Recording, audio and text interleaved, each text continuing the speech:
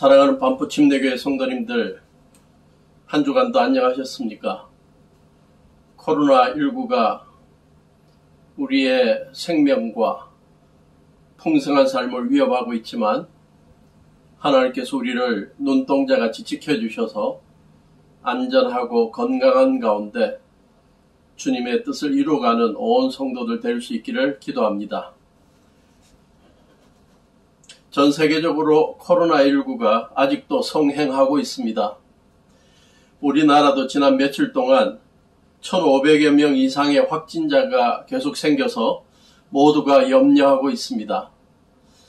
그래서 질병관리청에서는 사회적 거리두기나 또 자가격리 등을 강조하고 가능하면 사람들이 모임을 자제해달라고 요청하고 있습니다. 우리는 이러한 방침을 잘 따라야 할 것입니다.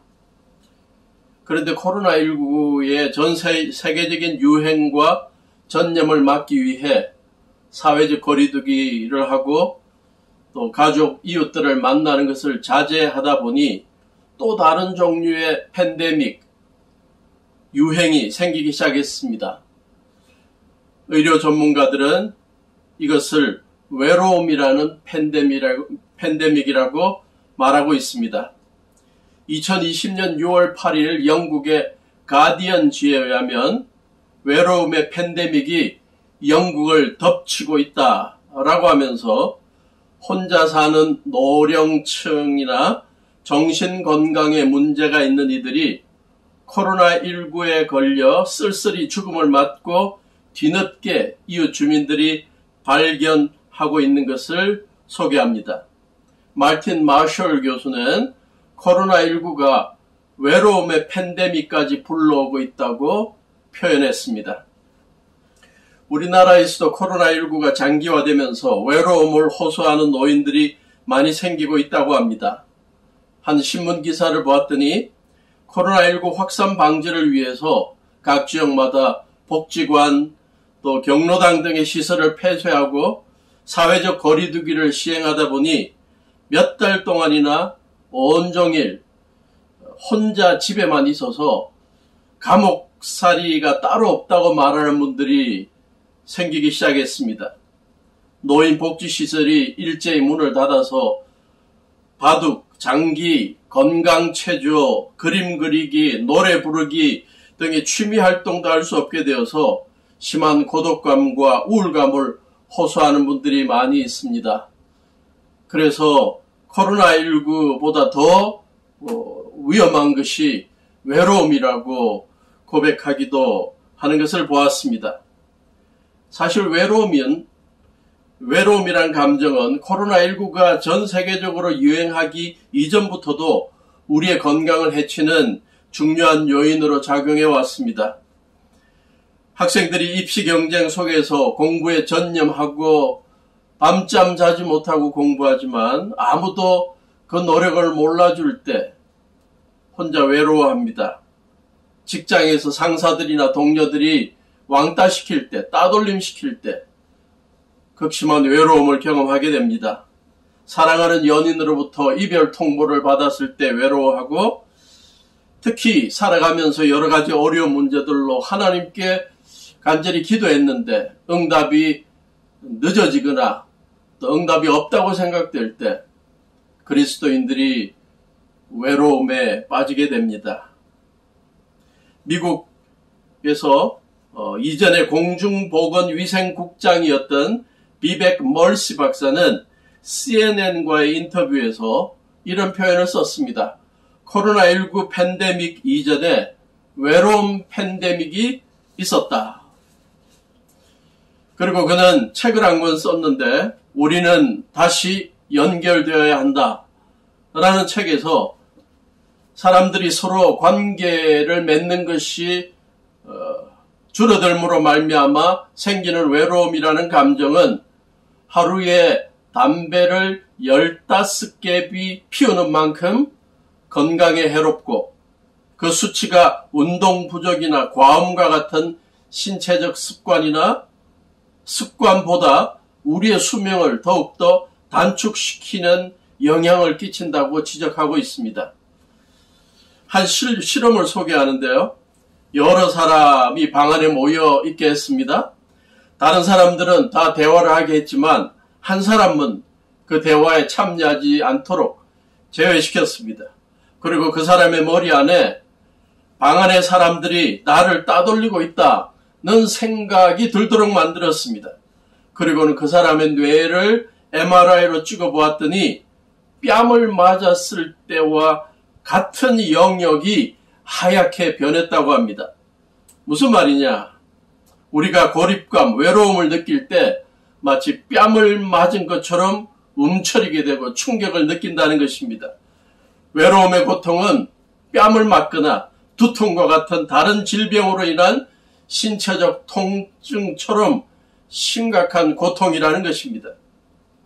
외로움이라는 감정은 자기 스스로에게는 우울증을 비롯한 다양한 질병을 유발시킵니다.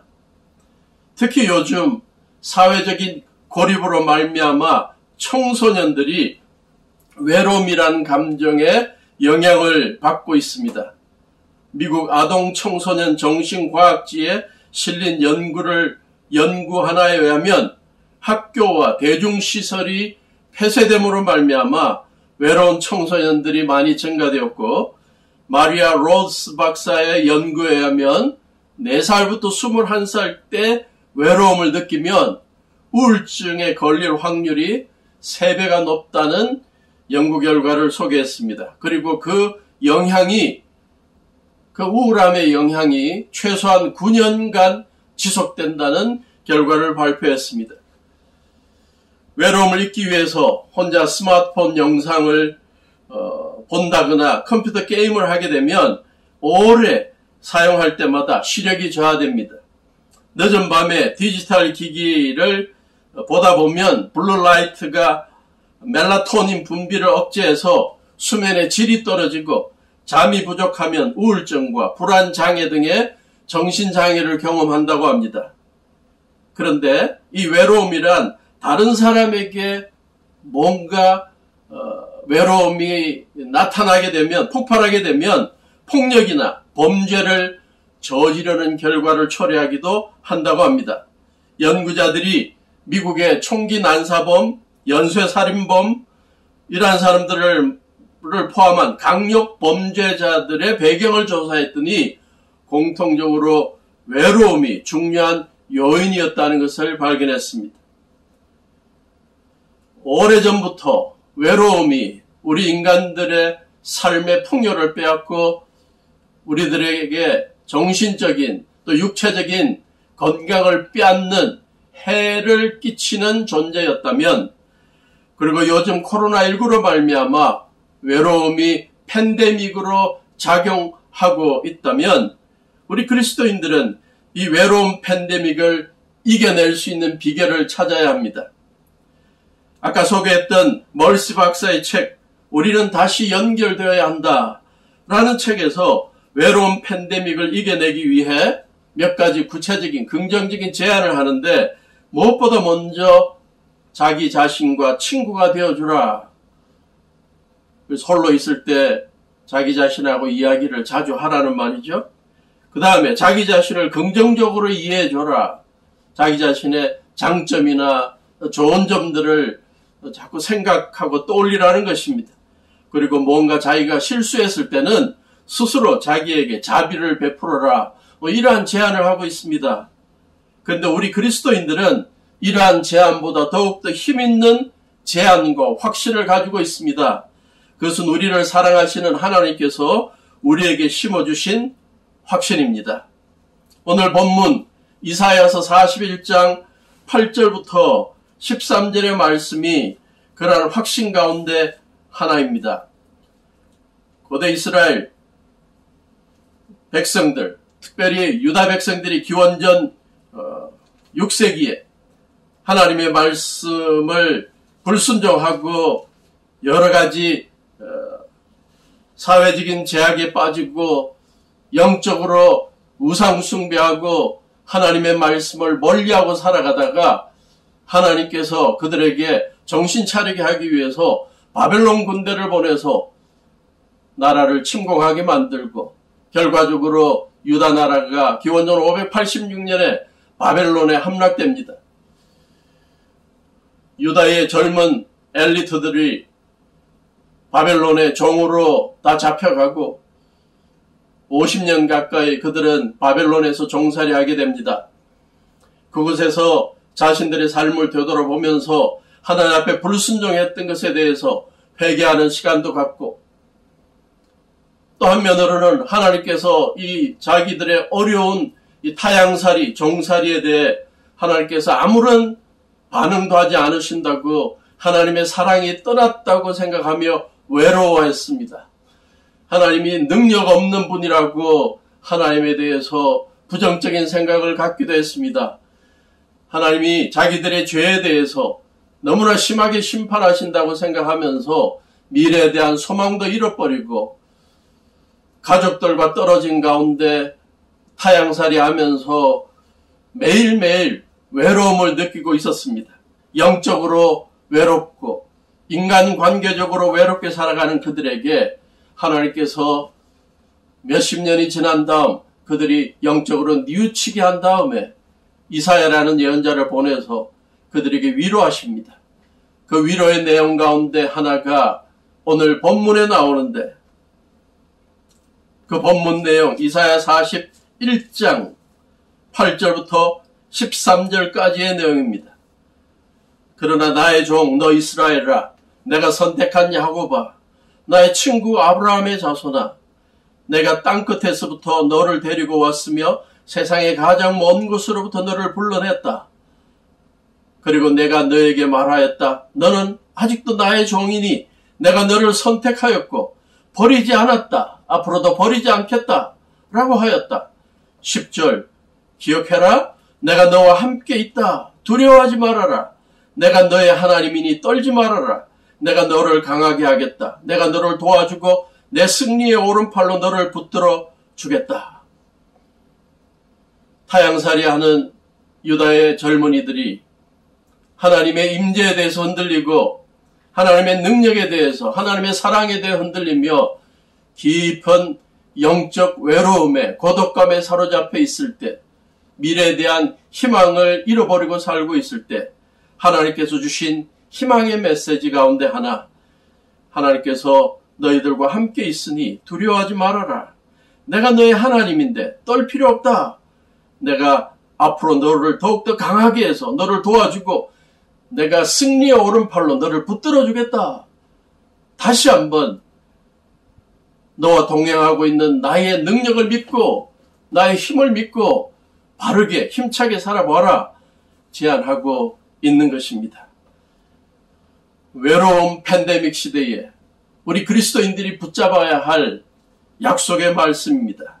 수백 년이 지난 다음에 예수님이 이 땅에 오셔서 하나님의 나라를 전하시고 소수의 예수님의 제자들을 모아놓고 그들을 통해 하나님의 나라를 온 세상에 전하도록 하시면서 두려움에 빠져있고 연약함에 빠져있는 그들에게 고독감에 빠져있는 그들에게 말씀하셨습니다. 마태복음 20장 28절 내가 너희에게 분부한 모든 것을 가르쳐 지키게 하라. 볼지어다 내가 세상 끝날까지 너희와 항상 함께 있으리라. 이 말씀이 제자들을 향한 약속의 말씀뿐만 아니라 이 시대에 주님의 뜻을 이루어가는 우리 성도들이 붙잡는 약속의 말씀이 될 수 있기를 바랍니다. 세상 끝날까지 우리와 함께 하시며 동행하시는 예수님, 이제 성령님으로 우리와 함께 하시고 우리를 지켜주시고 우리를 보호해 주시는 그 주님의 약속의 말씀 또 주님의 역사를 늘 믿고 이 외로운 팬데믹의 시대를 이겨나가는 우리가 될 수 있기를 간절히 축원합니다.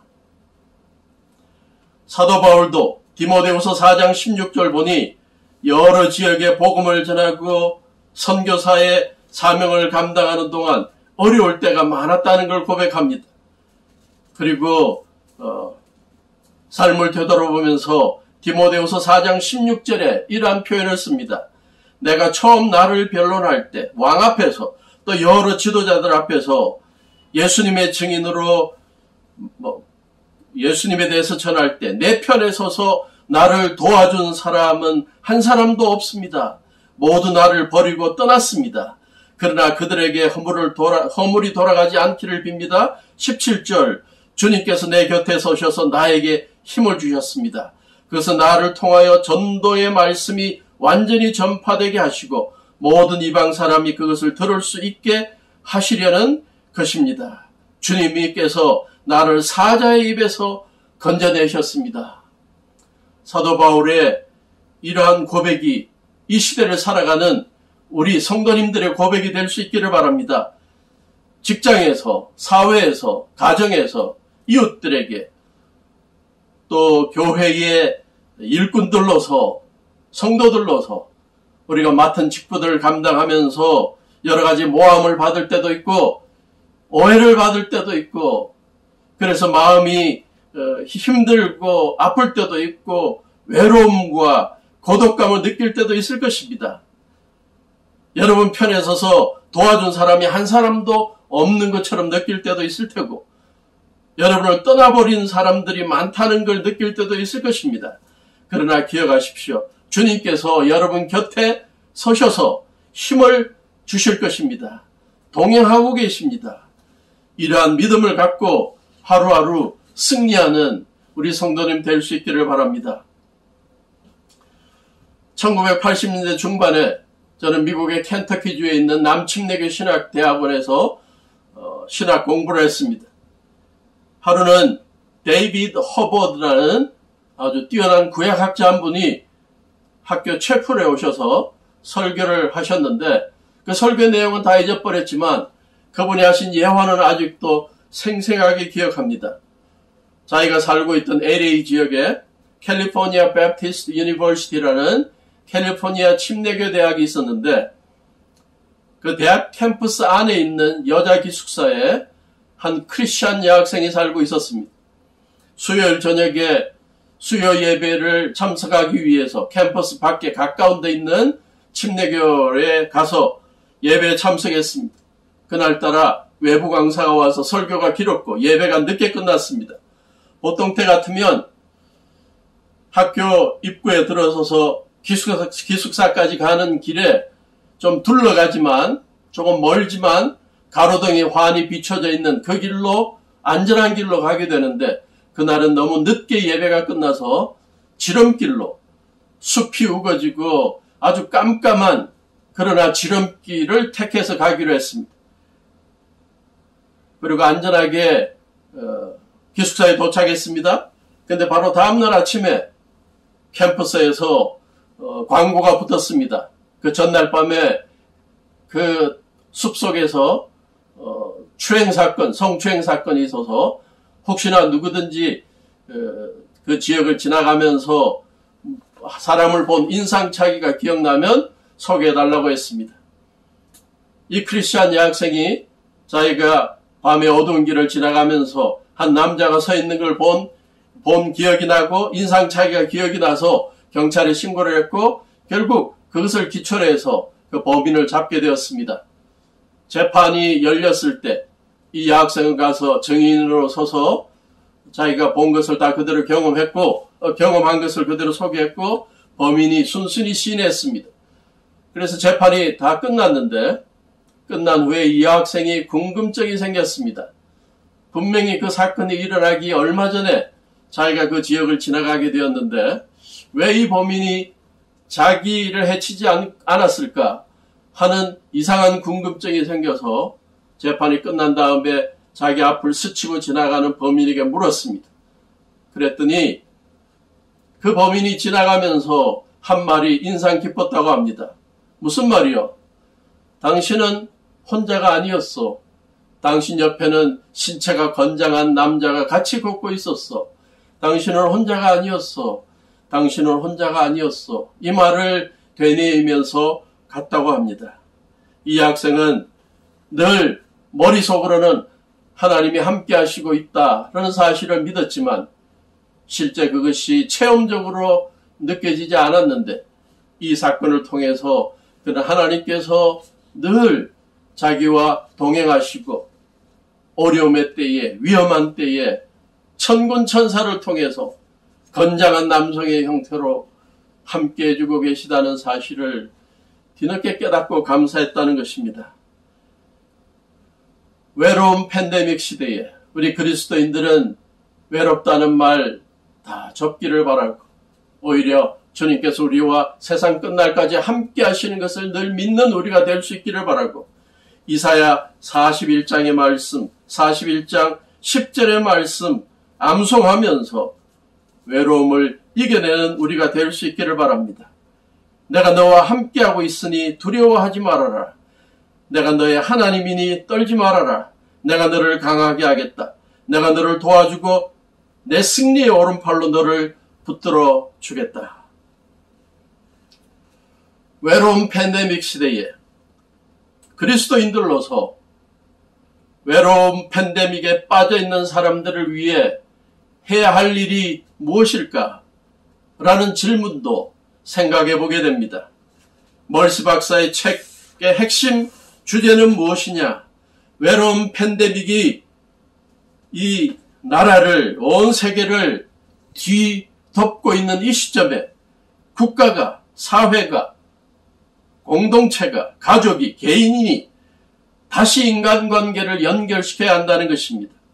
서로 사랑과 연민을 가지고 이웃과 인격적인 관계를 다시 맺고 관심을 가지고 먼저 주위 이웃들의 상태를 점검해 주어야 한다는 것입니다.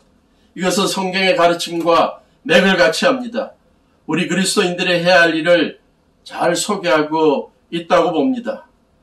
구약의 한 구절 전도서 4장을 보면 고대 이스라엘의 최고의 영적인 지도자들, 솔로몬 왕의 지시하에 그 나라의 젊은이들이 앞으로 살아가면서 영적으로 뿐만 아니라 인격적으로 또 사회에 기여하는 사람들로 살아가기 위해서, 행복한 하나님의 사람들로 살아가기 위해서 어떻게 살아야 하는지 그 도리들을 소개하고 있는데, 그 가운데 하나가 전도서 4장에 소개됩니다.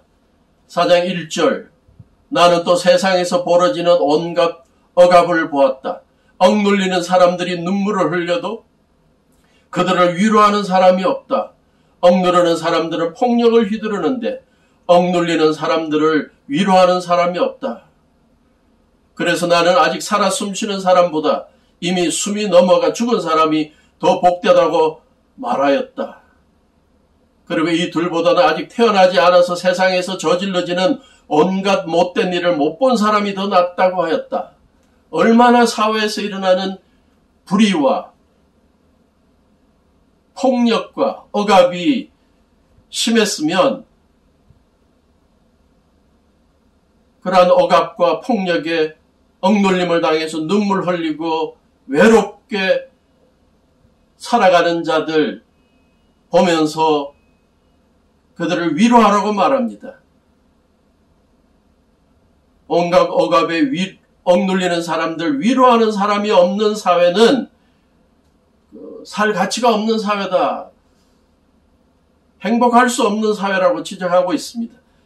그래서 위로자들이 많기를 바라고 있는 것입니다. 외로운 자들을 위한, 억압받는 자들, 눌린 자들을 위한 위로자들이 많기를 바라는 것입니다.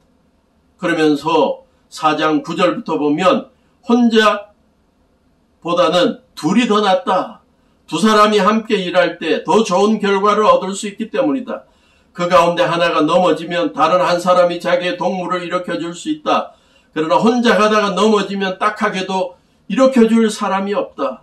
또 둘이 누우면 따뜻하지만 혼자라면 어찌 따뜻하겠는가. 혼자 싸우면 지지만 둘이 힘을 합하면 적에게 맞설 수 있다. 세 겹줄은 쉽게 끊어지지 않는다. 무슨 말입니까? 세상살이가 만만치 않고 혼자 외롭게 살아보다 보면 참 어려움이 많을 수 있다는 사실을 인정하면서 가능하면 사랑하는 이웃들과 뜻이 맞는 이웃들과 같이 더불어 사랑을 나누며 우정을 나누며 지나라는 것입니다. 세 겹줄은 쉽게 끊어지지 않는다. 서로가 서로를 위로하며 끈끈한 정과 사랑과 또 우정을 가지고 또 믿음 안에서 하나된 모습으로 영적인 가족으로 같이 어울리며 살라는 것입니다. 그러기 위해서 서로 먼저 돌아봐 줘야 한다는 것이죠. 히브리서 10장 24절 25절도 히브리서의 저자가 주는 귀한 이 더불어 삶의 교훈을 소개합니다. 히브리서 10장 24절 25절 서로 마음을 써서 사랑과 선한 일을 하도록 격려합시다. 먼저 격려하자는 거죠. 상대방이, 성도들이 먼저 나에게 격려의 전화를 하고 격려의 문자를 보내고 먼저 찾아오게 하는 것이 아니라 우리가 먼저 성도들에게 전화하고 문자 보내고 안부 전하고 맛있는 것을 사주고 먼저 사랑과 선한 일을 베풀고 또 그들이 한 일에 대해서 격려해 주라는 것이죠.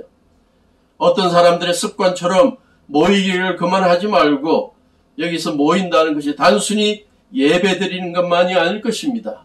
서로 예배 드리고 서로의 삶이 요즘 어떤지 좀 돌아봐주고 관심 가져주고 기도 제목 찾아서 같이 중보 기도해주고 그러한 것을 말합니다. 그래서 서로 격려하여 그날이 가까워오는 것을 볼수록 더욱 힘써 모입시다. 코로나19 시대 때 모이는 것이 힘들지만 우리는 대체적인 방법들이 많이 있습니다. 전화가 있고 SNS가 있고 또 1대1의 만남도 있고 우리가 먼저 우리 성도들, 우리의 이웃들에게 먼저 관심과 사랑을 보여서 그들이 영적인 외로움에 빠지지 않도록 만들어야 할 것입니다. 이 말씀들을 통해서 우리 반포 침례교회 하나의 거룩한 영적인 운동이 새롭게 일어나면 좋겠습니다. 우리 가족들에게, 연로한 부모님들께, 또 공부한다고 힘들어하는 우리의 어린 학생들, 자녀들에게 먼저 격려에 전화하고 격려의 따뜻한 말을 한 번이라도 더 하는 운동이 일어나면 좋겠고, 일주일에 한 번 정도 부모님께 전화했다면 이제 두세 번씩 전화할 수 있기를 바라고, 성도들에게 전화한 일이 드물다면 이제 자주 전화해서 성도들이 어떻게 지내고 있는지, 기도 제목은 뭔지, 도와줘야 할 일은 뭔지 전화해주고, 또 좋은 일들이 있을 때마다 같이 격려해주는 그러한 아름다운 관계를 회복하는 그러한 일들이, 운동이 일어날 수 있기를 바랍니다.